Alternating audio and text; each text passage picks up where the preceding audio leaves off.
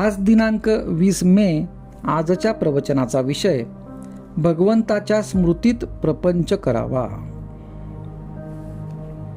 दुःखाचे मूळ कारण स्मरणातून गेला रघुनंदन. सर्व दुःखाचे मूळ भगवंतापासून झालो दूर. रामा वाचून प्रपंचात नाही सुख, कारण प्रपंच मूर्तिमंत आहे दुःख.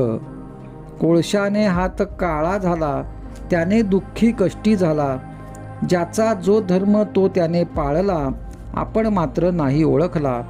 तैसा प्रपंच दुःखाचा झाला, भगवंता वाचून वाया गेला.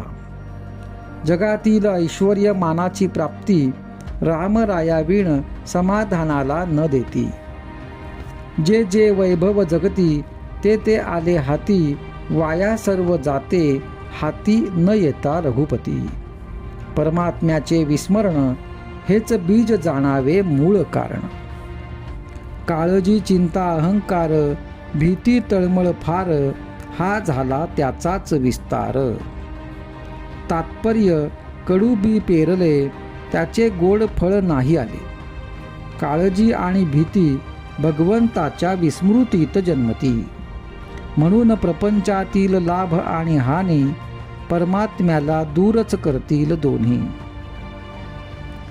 व्यवहार सद्वासना सदाचरण, लौकिक संतती संपत्ती शास्त्राचे मनन, सर्व काही रामाविण वाटे शून्य.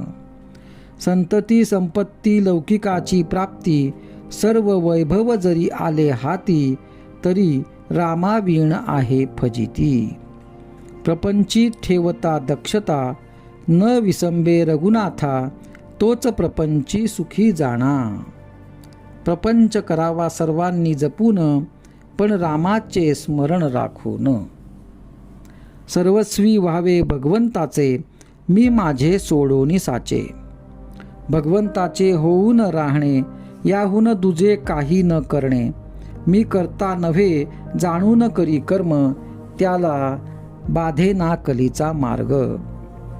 दुष्ट अभिमानाला न पडावे बळी, त्याचा मालक होईल कली. कली जेथे शिरला त्याने राम दूर केला.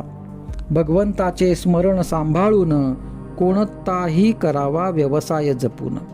हेच प्रापंचिकास मुख्य साधन, करता मी नव्हे करता राम, ही मनात जाणून खूण, करावा व्यवहार जतन. रामा परते हित, मानी त्याचा होई घात. जोवर करता मी हे ध्यानी, तोवर मन न लागले राघव चरणी. मीपणा टाकावा अभिमान सोडावा, सुख येईल त्याचे मागे हा विश्वास बाळगावा. ज्याने केले सर्वच रामास अर्पण, तेथे मीपणास नाही ठाव ठिकाण. पापाचे न व्हावे आपण धनी, करता राम जाणून मनी. राम सेवे परते हित, सत्य नाही या जगात.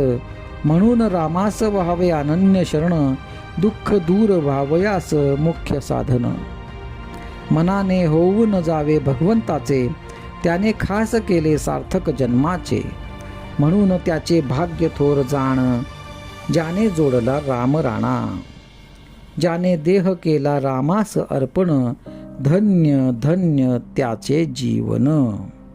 आजचा सुविचार. अखंड असावे भगवंताचे स्मरण, तो दूर करील दुःखाचे कारण.